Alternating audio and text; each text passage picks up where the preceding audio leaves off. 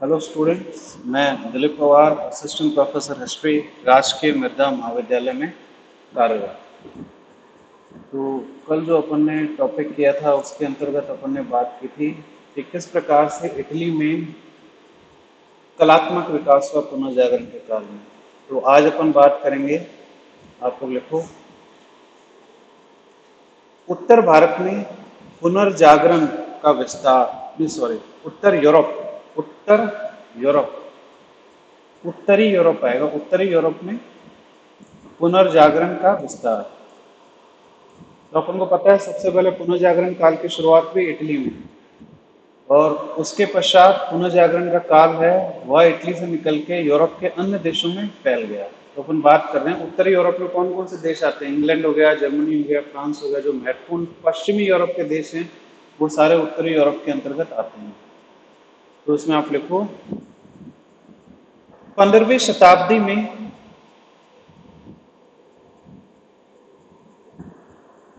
पुनर्जागरण की अवधारणा, 15वीं शताब्दी में पुनर्जागरण की अवधारणा इटली से,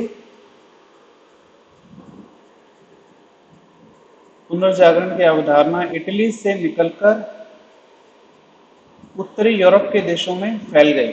इटली से निकल के उत्तरी यूरोप के देशों में फैल गई। फिर आगे लिखो, यहां पर पुनर्जागरण का केंद्र बिंदु, यहां पर पुनर्जागरण का केंद्र बिंदु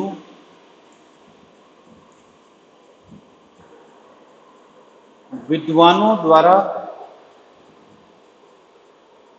विद्वानों द्वारा रचित कृतियां थी, विद्वानों द्वारा रचित कृतियां थी, विद्वानों द्वारा रचित कृतियां थी। सर्वप्रथम विद्वान,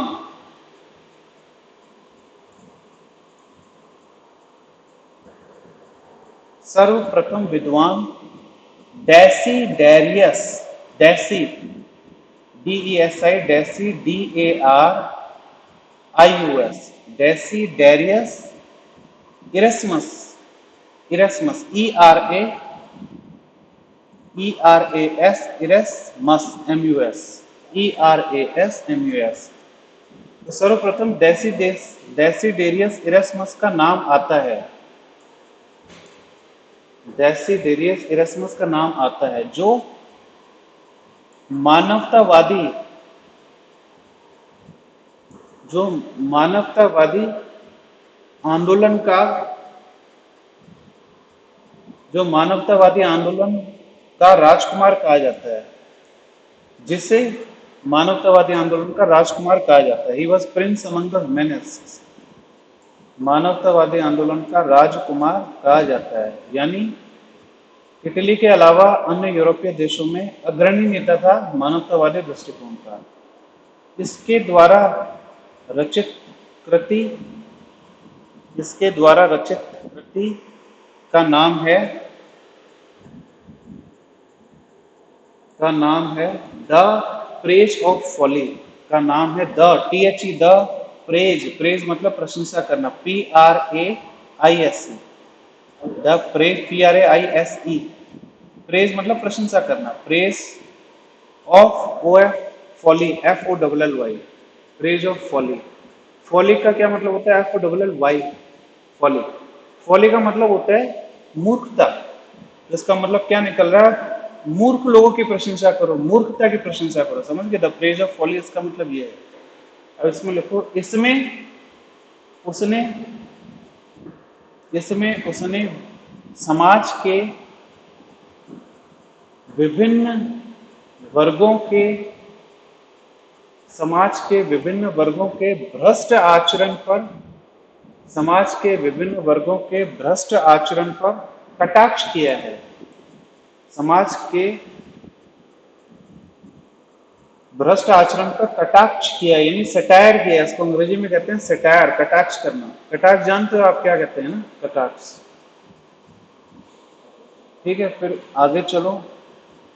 अन्य विद्वान सर थॉमस मोर, मूर कहते हैं, सर थॉमस मूर, SIRTHOMAS, थॉमस, और मोर MARE, सर थॉमस मोरे होगा, सर थॉमस मोरे, जिसने यूटोपिया नामक किताब लिखी। इंग्लिश का वर्ड है यूटोपिया, यू यूटोपिया, हाँ यूटोपिया, जिसने यूटोपिया नामक किताब लिखी। यूटोपिया का क्या मतलब होता है? यूटोपिया का मतलब होता है कि एक आदर्श समाज, ठीक है, जो कल्पना में ही रहता है, वास्तव में कभी हो नहीं पाता। इसमें इसमें उसने एक आदर्श वर्ग की व्याख्या की, इसमें उसने एक आदर्श वर्ग की व्याख्या की, जो आदर्श वर्ग की व्याख्या की जो एक काल्पनिक द्वीप पर निवास करते थे, जो एक काल्पनिक द्वीप पर निवास करते थे, काल्पनिक द्वीप पर निवास करते थे। फिर आगे लिखो। इसके द्वारा लेखक ने इसके द्वारा लेखक ने तत्कालीन समाज की इसके द्वारा लेखक ने तत्कालीन समाज की बुराइयों को उजागर किया। इसके द्वारा लेखक ने तत्कालीन समाज की बुराइयों को उजागर किया, तत्कालीन समाज की बुराइयों को उजागर किया। देखो ये सारे जो लेखक है पुनर्जागरण के क्या कार्य कर रहे हैं? समाज की बुराइयों को, समाज की कमियों को लोगों के सामने लेके आ रहे हैं। जब लोग परिचित होंगे अपने समाज की कमियों से तो सुधार की भी कोशिश करेंगे, और तभी सुधारात्मक दृष्टिकोण भी हमें पुनर्जागरण में देखने को मिलता है, तभी लोगों की सोच बदली है। क्योंकि इन सब विद्वानों ने समाज की कमियों को लोगों को बताया। जैसे भारत में दहेज प्रथा है, भारत में सती प्रथा है, तो उस समय उन्होंने उस समाज की कमियों के बारे में लोगों को बताया अपनी रचनाओं के माध्यम से, अपने साहित्य के माध्यम से। फिर आगे लिखो। स्थापत्य के क्षेत्र में स्थापत्य के क्षेत्र में गौथिक शैली का प्रचलन हुआ। गौथिक, GOTHIC, गौथिक शैली है। जैसे इंडिया में क्या है, स्थापत्य की कौन सी शैली है? द्रविड़ शैली है, वेसर शैली है। दूसरे प्रकार से यूरोप की गौथिक शैली, GOTHIC, गौथिक शैली का प्रचलन हुआ। इसमें नुकीली मेहराब, पॉइंटेड आर्क्स, इसमें नुकीली मेहराब, मेहराब क्या होता है? मेहराब नाम सुना? मेहराब, आर्क कहते हैं। मध्यकालीन भारत में आपने पढ़ा होगा मेहराब। मेहराब का मतलब होता है, जैसे अपन किले में जाते हैं तो किले का जो बाहर का गेट होता है, गेट अंदर प्रवेश का इस तरीके से होता है, ऊपर जाके बेंड होने लग जाता है, बेंड होने लग जाता है, आगे मिल जाता है। तो ये जो है ना, इसको मेहराब कहते हैं। ये पॉइंटेड है, नुकीली है, पॉइंटेड है, किसी भी तरीके से अपन बना सकते हैं, ब्लंट बना सकते हैं, तो उसको मेहराब कहते हैं। तो मेहराब तुर्क अपने साथ भारत में लेके आए थे। तुर्कों से पहले मेहराब प्रयोग में नहीं आती थी भारत में। प्राचीन भारत में हमें मेहराब देखने को नहीं मिली। अशोक के समय में, समुद्रगुप्त के समय में, उस समय कैसा निर्माण होता था ऐसा। यहाँ पे मेहराब नहीं है ना, इसको लेंटल और बीम मेथड कहते हैं। सिंपल दीवार ऐसे है और इस तरीके फट्टे यहाँ पे रहती है, तो ये पहले प्रयोग में था। लेकिन मेहराब से क्या हुआ, इस तरीके से स्ट्रक्चर बनाना संभव हो सका, और उसको इतना मजबूती से जोड़ा जाता था उन पत्थरों को कि वो नीचे नहीं गिरे। ठीक है, तो देखो नुकीली मेहराब। फिर आप लिखो, इंग्लिश में लिखो उसको, एक्सटर्नल बट्रेस, EXTERNAL, एक्सटर्नल मतलब भारी, कॉमा EXTER नल, NAL, एक्सटर्नल। फिर अगला वर्ड है बट्रेस, BUTTRESS,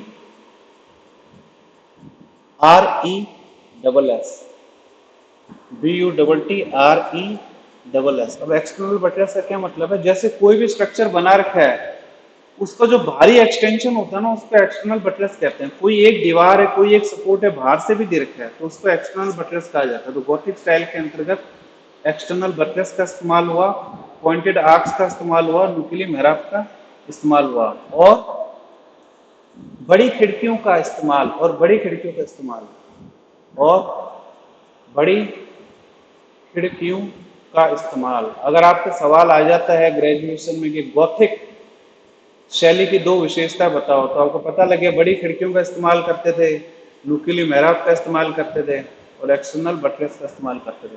बड़ी खिड़की का क्या मतलब है? आप लोगों ने कोई चर्च देखा होगा, चर्च के बाहर की तरफ कितनी बड़ी बड़ी खिड़कियां होती है, याद है? जैसे बॉम्बे का जो रेलवे स्टेशन है जो पुराने टाइम का बना हुआ है, विक्टोरियन इरा इंग्लैंड के टाइम का बना हुआ है, तो बहुत बड़ी बड़ी खिड़कियां यूं करके जाती खिड़कियां। तो वो गॉथिक स्टाइल का एक महत्वपूर्ण विशेषता है ये। ठीक है, तो उसमें आप लिखो यह स्थापत्य कला, यह स्थापत्य कला पूरे उत्तरी यूरोप में फैल गई। यह स्थापत्य कला पूरे उत्तरी यूरोप में फैल गई और इसके कुछ नमूने हमें भारत में भी देखने को मिल जाते हैं क्योंकि अंग्रेज भारत में आए, यहाँ पे इन्होंने राज किया। पूरे उत्तरी यूरोप में फैल गई। इसका प्रसिद्ध एग्जाम्पल, इसका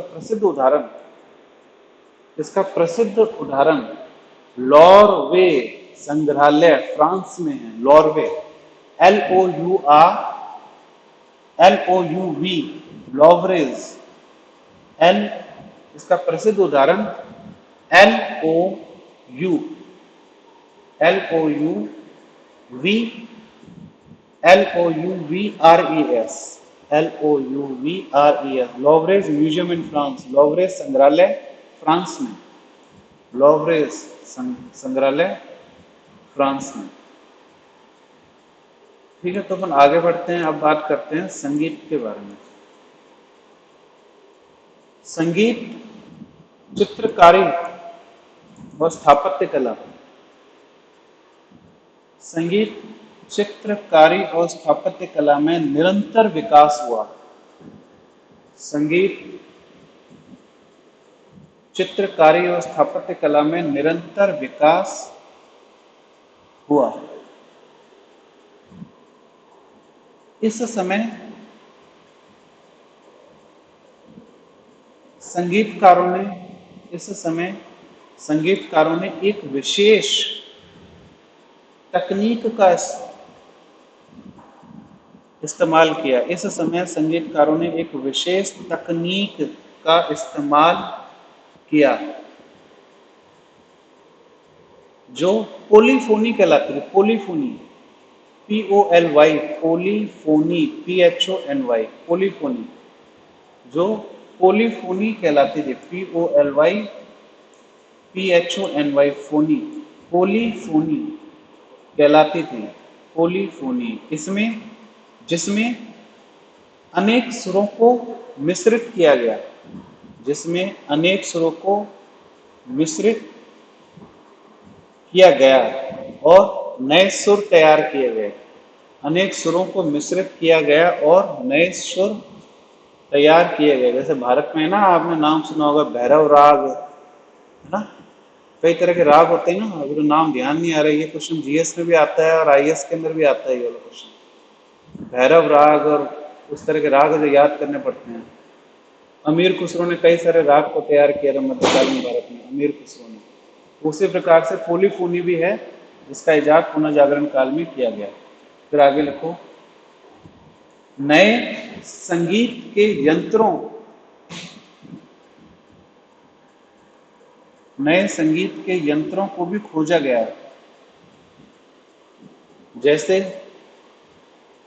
बांसुरी, लूट, LUT, जैसे बांसुरी, comma, violin, violin, VIOLIN, violin, जैसे बांसुरी, वायलन आदि, वायलन, बांसुरी आदि।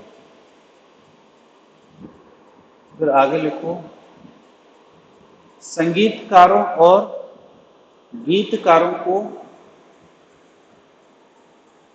संगीतकारों और गीतकारों को चर्च यानी गिरजाघर, संगीत संगीतकारों और गीतकारों को गिरजाधर और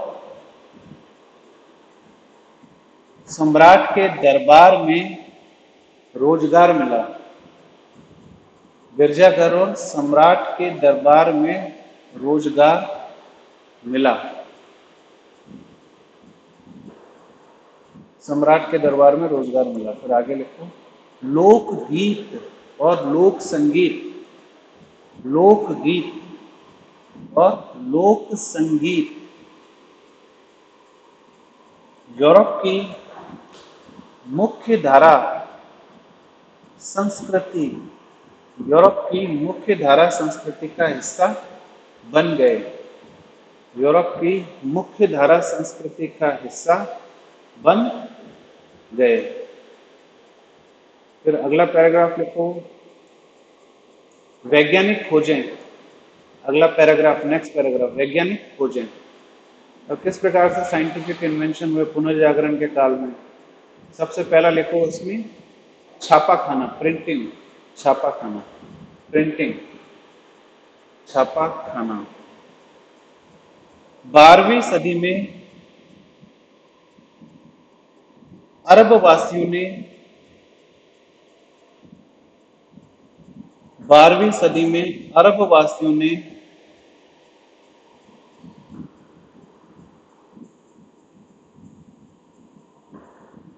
इसको आप इंग्लिश में लिखो movable printing technique, movable, MOVA, movable, MOVABLE, movable मतलब जो इसको हिला सकते हैं एक स्थान से दूसरे स्थान, movable, movable printing, PRINTING, movable printing technique को यूरोप में लेकर आए, को यूरोप में लेकर आए, जिसे जिसे पूर्व काल में चाइना ने विकसित किया था। जिसे पूर्व काल में चाइना, चीन, जिसे पूर्व काल में चीन ने विकसित किया था। तो कहने का मतलब यह है कि चीन ने एक प्रिंट करने का तरीका निकाला, वो था मूवेबल प्रिंटिंग टेक्निक, जिसको अरब लोग, क्योंकि व्यापार के लिए वो चीन से सामान लेके यूरोप में दिया करते थे, तो अरब लोगों ने उस प्रिंटिंग टेक्निक को यूरोप में लेके आ गए। लेकिन इसका इजाद कहाँ हुआ था? चीन के अंदर हुआ था। यानी अगर दुनिया में सबसे पहला प्रिंटिंग की खोज कहाँ, कौन से देश में हुई? चीन में हुई। इसका जवाब है चीन। और भारत के भी कई सारे इन्वेंशंस है, कई सारा ज्ञान है, अरबों ने उस ज्ञान को यूरोप में फैलाया है, भारत से लेकर। जैसे आर्यभट्ट का जो ज्ञान है, मैथमेटिक्स से संबंधित, खगोल शास्त्र से संबंधित, दशमलव प्रणाली है, जीरो का ज्ञान है, ये सारा अरब ही वहां लेके गए, क्योंकि अरब एक प्रकार से मिडलमैन का कार्य करते रहे। मिडलमैन कौन होते हैं? जो बीच में लगे होते हैं व्यापार में। भारत से सामान लिया, उसको यूरोप तक पहुंचाया और उन्होंने मुनाफा कमाया खूब, अरबों ने। उसी प्रकार से अनेक देशों से व्यापारिक तौर पे कनेक्टेड थे अरब लोग। फिर आगे बढ़ो, इस तकनीक को जर्मनी के इस तकनीक को जर्मनी के जॉन गुटेनबर्ग, जर्मनी के जॉन, JOHN, जॉन, इस तकनीक को जर्मनी के जॉन, JOHN गुटेनबर्ग, GU, ये GS का क्वेश्चन है, गुटेन, GUTEN, गुटेन, GUTENBERG, बर्ग, गुटेनबर्ग, जॉन गुटेनबर्ग ने और विकसित किया, जॉन गुटेनबर्ग ने और विकसित किया। और 14वीं शताब्दी में, यानी चाइना की तकनीक में और सुधार किया। 14वीं शताब्दी में, 14वीं शताब्दी में प्रिंटिंग प्रेस की स्थापना की। 14वीं शताब्दी में प्रिंटिंग प्रेस की स्थापना की। अब इसका फायदा क्या हुआ? किताबें छपने से, इसका फायदा क्या लिखो, किताबें छपने से इनका मूल्य कम हो गया। किताबें छपने से इनका मूल्य कम हो गया। और गलती की संभावना भी कम हो गई। और गलती की संभावना भी कम हो गई। एक तो पहले हाथ से लिखा करते थे, हाथ से कितना लिख देंगे, गलतियां हो सकती है, और मशीन से गलतियां थोड़ी ना होती है, गलती की संभावना भी कम हो गई, और बड़ी संख्या में किताबों का उत्पादन संभव हुआ, और बड़ी संख्या में किताबों का उत्पादन संभव हुआ। देखो 3 फायदे बताएं प्रिंटिंग प्रेस के, एग्जाम में ऐसे याद रखने पड़ते हैं। इनका मूल्य गिर गया, नंबर 1। नंबर 2 है गलती की संभावना कम हो गई। नंबर 3 है बड़ी संख्या में इनका उत्पादन संभव हो सका। फिर अपन आगे चलते हैं, फिर एक और लाइन इसमें ऐड कर सकते हो। अतः पुनर्जागरण के विचार, अतः पुनर्जागरण के विचार किताबों के माध्यम से, पुनर्जागरण के विचार किताबों के माध्यम से संपूर्ण यूरोप में फैल गए। मतलब पुनर्जागरण के विचार किताबों के माध्यम से संपूर्ण यूरोप में फैल गए। फिर आगे लिखो चिकित्सा शास्त्र, अगली अपन कोर्स के बारे में बात करेंगे। चिकित्सा शास्त्र, चिकित्सा क्षेत्र, चिकित्सा क्षेत्र, मेडिसिन। इसमें लिखो शरीर की संरचना, शरीर की संरचना से संबंधित किताबें छापी गई, शरीर की संरचना से संबंधित किताबें छापी गई, जिससे चिकित्सा क्षेत्र में, जिससे चिकित्सा क्षेत्र में कौशल की वृद्धि हुई, जिससे चिकित्सा क्षेत्र में कौशल की वृद्धि हुई, जिससे चिकित्सा क्षेत्र में कौशल की वृद्धि हुई। फिर आगे लिखो इटली में एक चिकित्सा कॉलेज की स्थापना की गई। इटली में एक चिकित्सा कॉलेज की स्थापना की गई, जो पडुआ यूनिवर्सिटी में आता है, विश्वविद्यालय पडुआ जगह का नाम है, PADUA, पडुआ, पडुआ, PADUA, पडुआ विश्वविद्यालय में आता है। बहुत फेमस विश्वविद्यालय था उस समय का, पडुआ विश्वविद्यालय में आता था।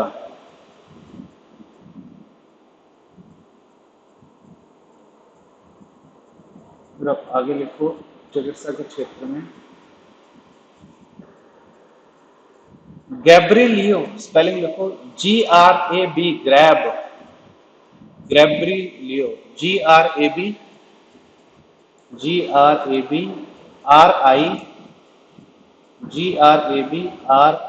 RIELLO, GRABRIELLO, Grabriello. आगे लिखो फेलोपियो, FALLOPIO,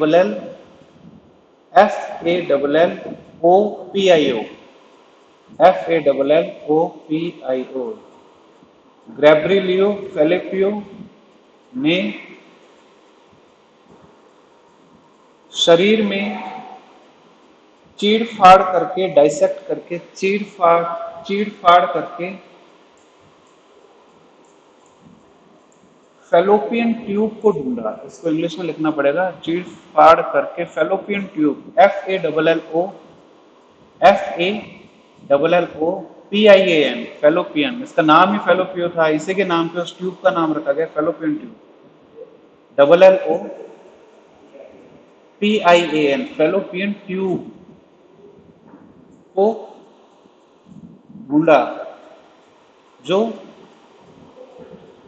महिला के शरीर में पाई जाती है, जो महिला के शरीर में पाई जाती है। तो उन उपलब्धियों की बात कर रहे हैं चिकित्सा क्षेत्र में, फेलोपियन ट्यूब को ढूंढ लिया उन्होंने। फिर आगे लिखो तीसरा पॉइंट है इसमें एम्ब्रॉयज परे, AM व्यक्ति का नाम है,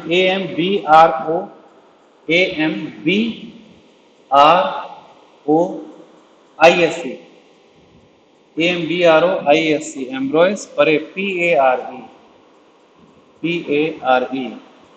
एम्ब्रॉयज परे ने आधुनिक शल्य चिकित्सा की नींव रखी।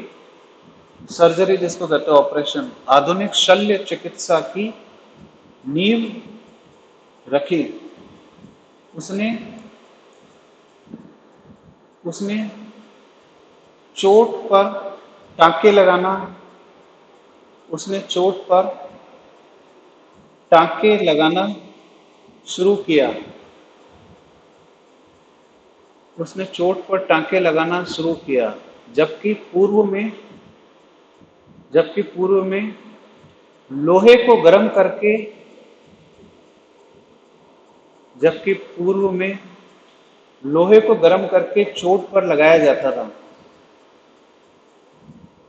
जबकि पूर्व में लोहे को गर्म करके चोट पे लगाया जाता था। यानी कहीं पे कट लग गया तो क्या इलाज होता था, पहले लोहे को गर्म किया और उसको ऐसे लगाया ताकि दोनों स्किन आपस में मिल जाए, लेकिन इसने टांके लगाना शुरू किया जिसको स्टिचेस कहते हैं इसमें। फिर आगे लिखो खगोल शास्त्र, एस्ट्रोनॉमी, खगोल शास्त्र। इसमें आप लिखो कॉपरनिकस, व्यक्ति का नाम है copper, COPER, copper, COPER, Copernicus, NICUS, Copernicus, COPERNICUS। Copernicus ने 6 किताबें लिखी जो जो अंतरिक्ष में ग्रहों की परिक्रमा से संबंधित है, जो अंतरिक्ष में ग्रहों की परिक्रमा से संबंधित है। इसका जन्म पोलैंड में हुआ था। पोलैंड, पोलैंड मतलब ईस्टर्न यूरोप है। इसका जन्म पोलैंड में हुआ था और इसने चिकित्सा की पढ़ाई और इसने चिकित्सा की पढ़ाई पडुआ की पडुआ के विश्वविद्यालय से की। और इसने चिकित्सा की पढ़ाई पडुआ, PADUA, पडुआ, और इसने चिकित्सा की पढ़ाई पडुआ के विश्वविद्यालय में की। फिर आगे लिखो इसने गणित और खगोल शास्त्र में कार्य किया। इसने गणित और खगोल शास्त्र में कार्य किया और पृथ्वी केंद्रित, इसमें लिखो पूर्वकालीन पृथ्वी केंद्रित अवधारणा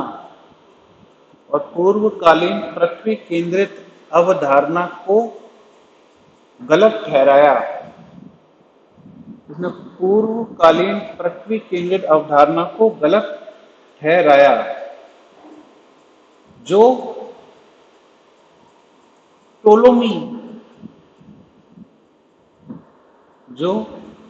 टोलोमी के विचारों से प्रेरित थी। टोलोमी है ना, इजिप्ट का है शायद। टोलोमी बहुत महान विद्वान रहे, साइंटिस्ट रहे। टोलोमी के विचारों से प्रभावित थी। ये टोलोमी यूरोप में ही कहीं का रहा हुआ है। वो टोलोमी राजा का नाम है इजिप्ट के। टोलोमी के विचारों से प्रेरित थी। कहने का मतलब यह है, टोलोमी ने सबसे पहले ये बताया कि जो ब्रह्मांड है वो पृथ्वी केंद्रित है। ब्रह्मांड के केंद्र में पृथ्वी है। सूरज समेत सारे ग्रह पृथ्वी के चक्कर काटते हैं। तो पहले ये अवधारणा सालों तक चली आ रही थी। सबसे पहले उसको टोलोमी ने दिया, लेकिन कॉपरनिकस ने वैज्ञानिक आधार पर यह अध्ययन किया और ये पाया कि जो केंद्र बिंदु है वो पृथ्वी नहीं है, सूरज है। और जो सारे ग्रह हैं पृथ्वी समेत सूरज के चक्कर काटते हैं। ठीक है, उसमें लिखो आगे, कॉपरनिकस ने सूर्य केंद्रित अवधारणा कॉपरनिकस ने सूर्य केंद्रित अवधारणा को विकसित किया। सूर्य केंद्रित अवधारणा को विकसित किया। अतः इसके अनुसार इसके अनुसार सभी ग्रह सूर्य के चक्कर काटते हैं। अतः इसके अनुसार सभी ग्रह सूर्य के चक्कर काटते हैं। इसी के साथ ही हम यहाँ पे अपना ये लेक्चर समाप्त करते हैं। मुझसे जुड़ने के लिए आप लोगों का बहुत बहुत धन्यवाद।